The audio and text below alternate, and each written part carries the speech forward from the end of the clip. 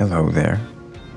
Who are you? Welcome to MsMojo, and today we're counting down our picks for the most celebrated male characters in films and TV shows that were high-key problematic. Fair warning, there might be spoilers ahead that could burst your bubble about some of these hotshots. Well, you go out with me?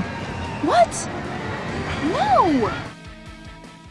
Number 10, Derek Shepherd, Grey's Anatomy. I've been wondering to myself, why are you so hellbent on getting me to go out with you? You know you're my boss. You know it's against the rules. You know I keep saying no. It's the chase. Well, it's fun, isn't it? For years, McDreamy was considered the definition of an ideal man. However, as the show has continued, many fans have turned their backs on him. After all, the guy would be quite the nightmare to date in real life. You didn't tell me you were married. Okay, so now we're gonna have that fight again. You didn't tell me about your nurse. You want to know why I'm not ready to build a house with you. This is why, because I cannot trust you. He goes back and forth between Addison and Meredith, cheating on both of them, but tends to be forgiven because we're fooled by his charisma. Just because he has the looks and charm of a Casanova doesn't mean he has to act like it. He's also endlessly condescending and self-important, often leaving Meredith questioning her value. No one needs that kind of toxicity in their lives. You believe that your career is more important than mine. At this moment in time, it is! No, not at this moment. Always. You will always be that hotshot surgeon, and I will always be that young intern who fell in love with you. That's how you see yourself. That's your problem. I can't do anything about That that. is not how I see myself. That is the issue here. Number 9, Anakin Skywalker, the Star Wars franchise. I don't know you anymore. Anakin, you're breaking my heart. You're going down a path I can't follow. No one is denying that little Annie had a hard life. From spending his childhood as a slave to losing his mother and being consumed by the paralyzing fear of losing Padme, Anakin's transformation into Darth Vader is tragic. However, that does not excuse his behavior. Although he was manipulated by Palpatine, it was his thirst for vengeance that led him to annihilate countless innocent Tuskens after the death of his mother. They're like animals, and I slaughtered them like animals. I hate them. His massacre of the younglings was even worse, marking a point of no return. In essence, Anakin was teetering on the edge of the dark side long before he became one with it. His grandson Ben Solo, or Kylo Ren, almost echoes his terrible fate, but thankfully manages to save himself. I know what I have to do, but I don't know if I have the strength to do it.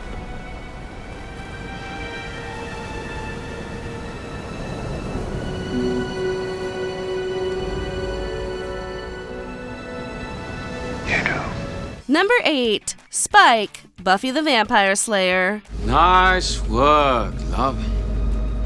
Who are you? You'll find out on Saturday. Happens on Saturday. I kill you. We blame James Marsters' blonde hair and pretty eyes for this one. In the show's defense, Spike is hardly ever portrayed as a dream man. He is not just twisted in every way possible, but also violent and exploitative toward Buffy. Hello, vampire. I'm supposed to be treading on the dark side. Not even the cast was into their relationship, with Sarah Michelle Gellar admitting that Buffy's dynamic with Spike, particularly in season 6, was wildly out of character. Still, the bad boy trope must have struck a chord with entranced fans who rallied behind Buffy. To this day, the popularity of this couple remains untouched, rivaled only by Bangel, aka Buffy and Angel. Love isn't brains, children. It's blood. Blood screaming inside you to work its will. Number 7, Don Draper, Mad Men. This is another case of a tortured soul turning into a tormentor of unsuspecting women. I'm going to Reno, and you're going to consent, and that's the end of this. Don't threaten me. I know all about you. Don Draper is idealized for his keen understanding of human nature, business acumen, unmatched charm, and persuasive confidence. However, his existence is ultimately hollow as he grapples with his complicated past and a never-ending identity crisis. I don't know what it is you really believe in, but I do know what it feels like to be out of place, to be disconnected, to see the whole world laid out in front of you the way other people live it. There's something about you that tells me you know it too. His philandering way, substance use, narcissism, and trust issues make him a menace to society. With the power of gaslighting and good looks on his side, he all but ruins the lives of several women. Although he is not entirely without remorse, he can hardly redeem himself. Well, I hope you're very happy. And I hope she knows you only like the beginnings of things. I'm sorry. I don't know what else to say. Goodbye. Number 6. Chuck Bass, Gossip Girl. The difference between a renegade heartbreaker and a total creep must have been lost on the writer's room. Chuck Bass is nowhere close to the dreamboat he is made out to be. Calling his brand of masculinity simply toxic would be an understatement too. You twisted, manipulative psychopath. How could you? You're going to have to be a tad more specific. It's been a busy few days. Throughout the show, he is constantly overstepping boundaries with the women around him. He excuses his disregard for their emotions by flashing his wealth, and we're supposed to swoon. I was in Paris, but only to get your favorite macaroons from Pierre Hermé. In Germany? To pick up your favorite folk stockings. You know how I adore them. There are moments where he's downright vile with Blair, but our girl is too enchanted to care about the red flags. At the end of the day, she definitely deserved better. You said you would stand by me through anything. This Blair is anything. I never thought that the worst thing you would ever do would be to me. Number 5. Nate Jacobs, Euphoria. Can you imagine if I was sitting here with a gun, forcing you to accept my apology? You're scaring me. Yeah. It's kind of the point. This one's a tall glass of poison. Nate Jacobs is the poster child of destructive machismo that annihilates everything in its wake. From daddy issues to anger problems, violent tendencies that he often acts on, and a special talent for psychological manipulation, Nate's got the whole package. You see, I'm not crazy, right? Because he's always trying to gaslight me. I don't want to argue about this. You see, this is why I don't believe you when you make all these promises and you're like, oh, let's get back together. You're the only person in the world I care about. He is unbelievably toxic with Maddie, shatters Cassie's self-worth, and blackmails Jules, all so he can maintain his illusion of control. Afraid to face his own insecurities, he puts on a smug facade that's way too easy to see through. However, for some reason, fans just can't get enough of him sometimes. You two shouldn't be together, you're toxic. How would you know? Because she's my best friend and I'm in a relationship with you. Number 4. Tyler Durden, Fight Club. We don't have to support an anti-hero to appreciate how they're written. Tyler Durden is an alter ego that the narrator develops in Fight Club out of a need to purge his unconscious desires. Why can't I get rid of you? You need me. No, I don't. I really don't anymore. You created me. I didn't create some loser alter ego to make myself feel better. Take some responsibility. He is presented as an icon of anti-capitalism and hyper-masculinity, which is what makes him seem charismatic to most. His defiant aura is hypnotizing, until the character resorts to misogyny for the sake of rebellion and meaningless anarchy. We're a generation of men raised by women.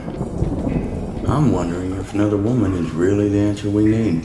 It is impossible to look away from him, but not only because Brad Pitt's just that dashing. Tyler's philosophy is a train wreck, and his descent into madness evokes a morbid kind of curiosity from the audience. Durden's undoubtedly a fantastic character, but he was never meant to be glamorized. Never wanted you. In all probability, he hates you.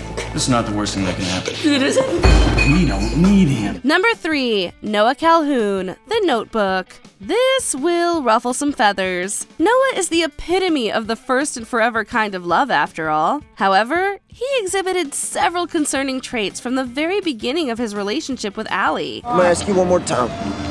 Will you? Or will you not go out with me? Goddamn, my head slipping. You had to buy, you idiot! Not until she agrees. Given his grand declarations of affection, she hardly has the choice of saying no to his advances. The pair have little in common, although their chemistry is electric, which convinced us they were soulmates. However, we often overlook the fact he basically pressured her into returning to him by evoking his emotions like guilt rather than pure love. Go! I lost you once. I think I could do it again if I thought it's what you really wanted. But don't you take the easy way out. What easy way? There is no easy way. No matter what I do, somebody gets hurt. They do stay by each other's side until the end, but a romance like this would be called a complicated situationship at best by today's dating standards. What about the past couple of days? They happen, you know? I know that they happened and they were wonderful, but they were also very irresponsible. Number 2, Christian Grey, the 50 Shades trilogy. Sometimes you can't help but be drawn to things you know are bad for you. Christian Grey has all the hallmarks of a man you should stay away from at all costs. I have rules. If you follow them, I'll reward you. If you don't, I'll punish you. You'd punish me? Like you'd use this stuff on me? Yes. What would I get out of this?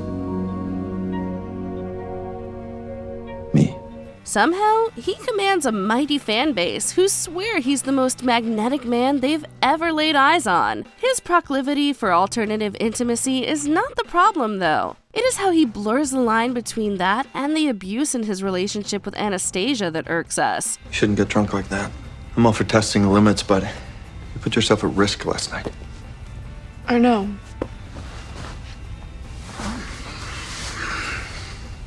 If you were mine, you wouldn't be able to sit down for a week.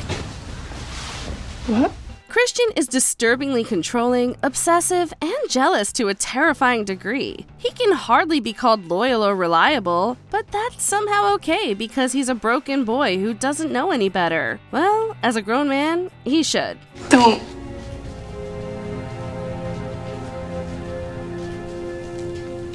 Don't you dare come near me. Before we unveil our top pick, here are a few honorable mentions. Ferris Bueller's Day Off. He's an entitled brat, and that's about it. No! Ferris, forget it. You're just gonna have to think of something else. I'm putting my foot down. How about we run a nice Cadillac? My treat! We could call a limo! Hannibal Lecter. Hannibal. We were so busy looking at Mads Mikkelsen that we forgot his character was a cannibal. No one can be fully aware of another human being unless we love them. By that love, we see potential in our beloved. Through that love, we allow our beloved to see their potential. The Phantom of the Opera. His selfish fixation with Christine led to some questionable choices mistaken for romance. Free her! Do what you like, only free her! Have you no pity? Your lover makes a passionate plea. Please roll, it's useless. Sebastian Valmont, Cruel Intentions. His little games of lies and seduction is not cute, even though Ryan Phillippe is. Can you imagine what this will do for my reputation? Screwing the new headmaster's daughter before school starts. She'll be my greatest victory. Before we continue, be sure to subscribe to our channel and ring the bell to get notified about our latest videos. You have the option to be notified for occasional videos or all of them. If you're on your phone, make sure you go into your settings and switch on notifications. Number 1. Joe Goldberg, You. Complex villains are always fascinating. So, despite being a literal psychopath who stalks and slays in the name of love, Joe Goldberg had fans melting over his possessiveness. How did I not see this? If you see this place as a prison, that's all you're gonna be, a prisoner. If you see it as an opportunity for introspection and growth, voila, we have a future together. The fact that he was someone who tried and failed to change for the better weirdly endeared him to the audience even more. This misguided admiration got to the point that viewers started inserting themselves as Joe's victims in their imagination. I gotta hand it to Maddie. Her plan is working. My reputation's on the rebound. Still a long road to getting Henry back, but it's a start. The overwhelming desire to be chosen by someone like him could come from a place of wanting to be special. That tells you all you need to know about what's wrong with society. Maybe the problem isn't me. Maybe. It's you.